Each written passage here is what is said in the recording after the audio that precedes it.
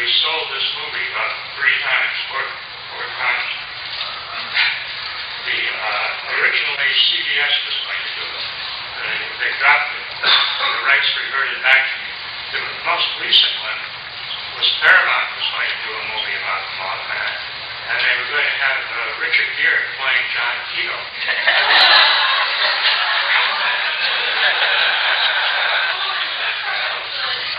But he's too old and ugly. I'd rather have Brad Pitt play.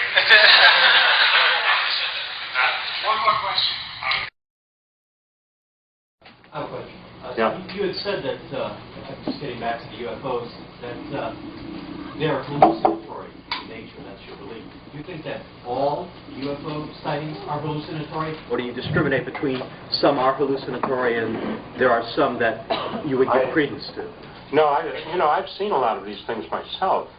The UFOs seem to be a form of energy rather than a mechanical object. And that's why we have all of these injuries, people burned by them and all. It's energy that they're putting out. And I don't think they're mechanical objects.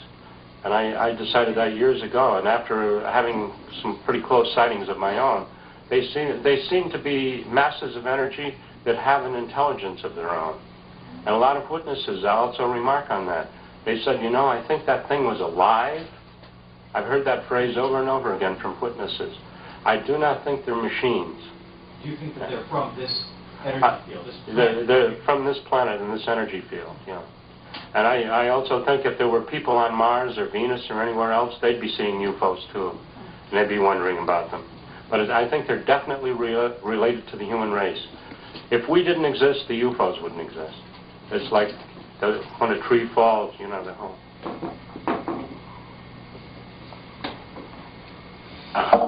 Now, this may not seem very Fortean to some of you, but everything is interrelated.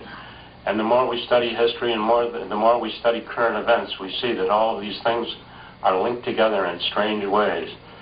That the UFOs, as most of you know who have read my books, I don't think they're extraterrestrial at all. I think they're definitely tied to the human race, and that they react to things that are happening to the human race. I don't think they're vehicles. I think sometimes people see what appears to be vehicles, but they're really hallucinatory. For example, in New Jersey in the 60s, when Ivan Sanderson was still alive, Ivan and I talked to a family in New Jersey who had seen a UFO that was about a mile in diameter. And they had a good description of it. It had windows in it and looked like a gigantic flying saucer right out of the movies. And this was in an area of New Jersey where if one family had seen this, then hundreds of other people should have seen it.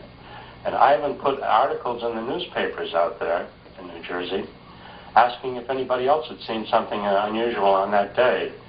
And we got a number of UFO reports, but nobody had seen anything a mile in diameter.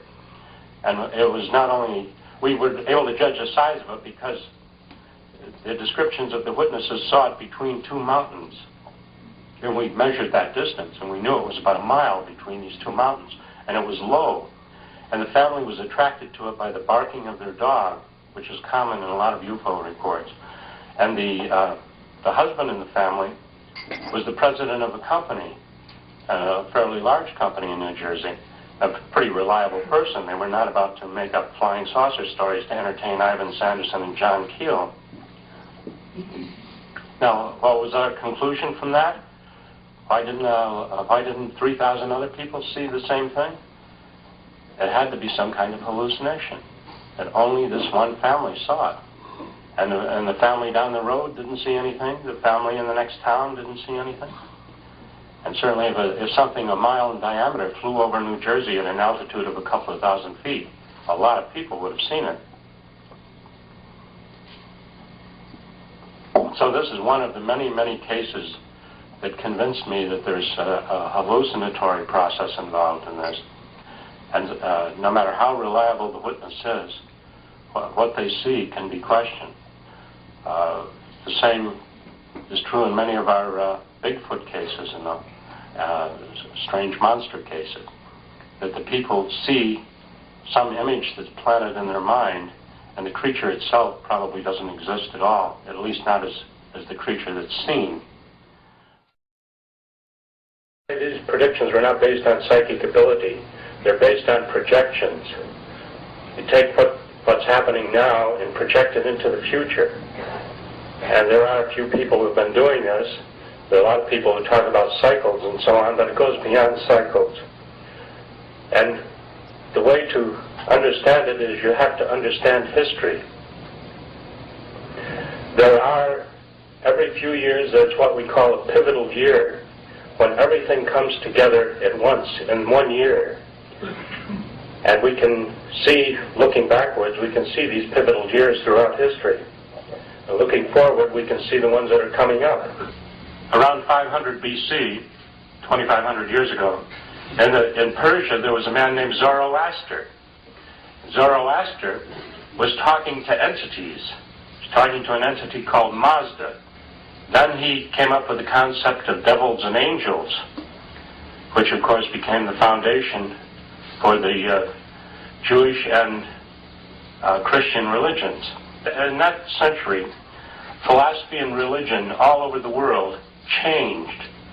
And yet the people in Persia had no idea that it was happening in China. People in China had no idea it was happening in India. And it was a new age. So we can say that century was a pivotal century. But the year that most people know about was 1848, which was a major pivotal year for the entire world on every level. In England, there was a fellow named Karl Marx who came up with an idea that he called communism. There were more than 50 revolutions around the world that year. There were scores of assassinations, political assassinations. In the United States, here in New York State, a couple of young girls started hearing rappings in their walls of their little house that they lived in. And they were the Fox sisters. And they founded spiritualism that year. And that was a major event in the 19th century. Spiritualism gripped the entire country for many years. There were many other pivotal years, and you've lived through a couple of them. Now, 1968 was a major pivotal year, and there again, the books are still appearing on it. We not only had political assassinations in 1968, but there was a revolution in France. There were all kinds of upheavals all over the world. The war in Vietnam, of course, got mired down. We were also on the threshold of space, about to go into space. The following year we did. Also, in 1968, we had a major flying saucer wave. There are literally hundreds of books on that flying saucer wave. People in every state wrote books about just the sightings in their own state. One of the next big pivotal years that you all lived through was 1973. Now, 1973 was a very remarkable year, and most of the people who lived through it don't even realize it now. It started out, we had a vice president named Spiro Agnew, and it turned out he was taking bribes, so they threw him out of office. They were almost put him in jail. Of course, Watergate happened the year before, and the Watergate thing started building up. But we also were in very serious economic trouble. In the 1960s, the Vietnamese War was costing us $1 billion a day. And in order to pay for it, we started printing money where there was no gold to back it up. And then, because I'm this tremendous prophet, that year I bought a car that got 35 miles to the gallon. I bought a Carmen Ghia, which was made by Volkswagen. Everybody else had a car that got 8 miles to the gallon. That fall, of course, we had our phony oil shortage. You all remember that, the long lines and all. Now, in France, after that oil shortage was over, France held a trial of all of their leading oil men. They put them all in jail. Now, we should have done that here. Now, in October of 1973, we suddenly had a UFO wave, a major UFO wave. And for 2 weeks, the newspapers didn't carry anything else but UFO news. It was all very exciting to the UFO buffs and the 14s who were following UFO stuff. And then the Arabs attacked Israel. Now, the newspapers and the news media here in the United States, who were all zeroed in on UFOs, and in fact, NBC had teams running around the country interviewing UFO witnesses. Suddenly the war started, and they had to divert all of their media to the war. And the news on the UFOs stopped cold. But the UFO sightings continued. Now, most of the UFO buffs still erroneously say that 1973 was the big year in the 70s for UFOs. It wasn't. 1975 was the big year. And the UFO sightings and other 14 things continued to build up in 74, and then in 75 we had them everywhere.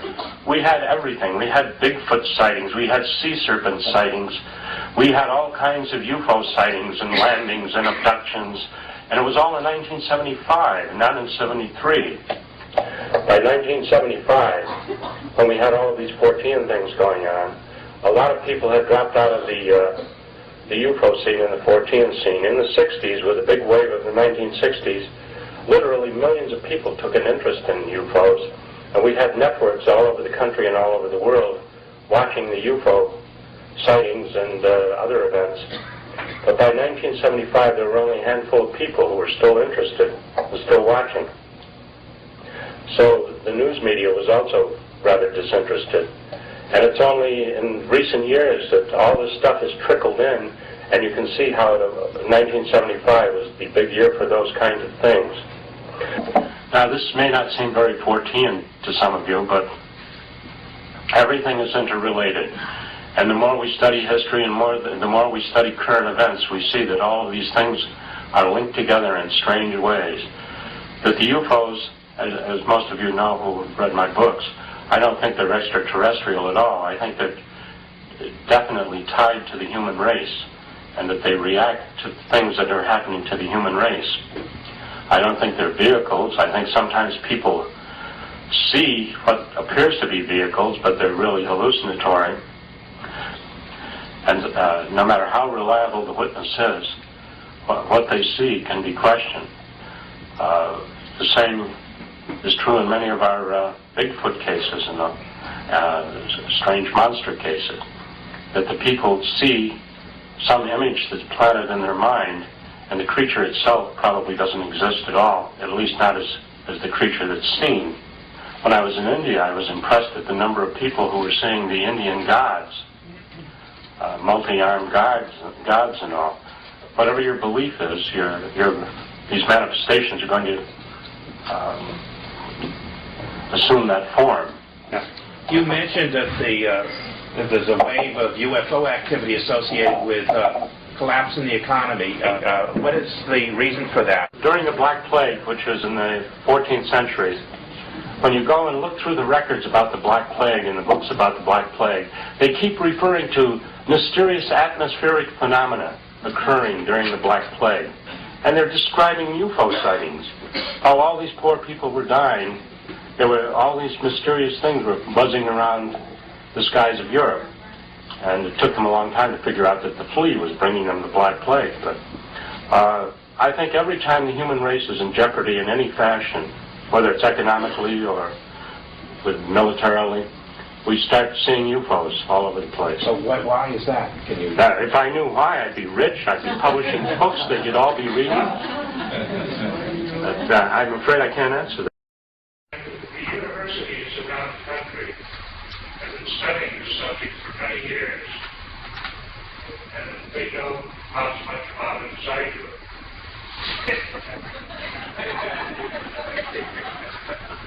The subject is called topology.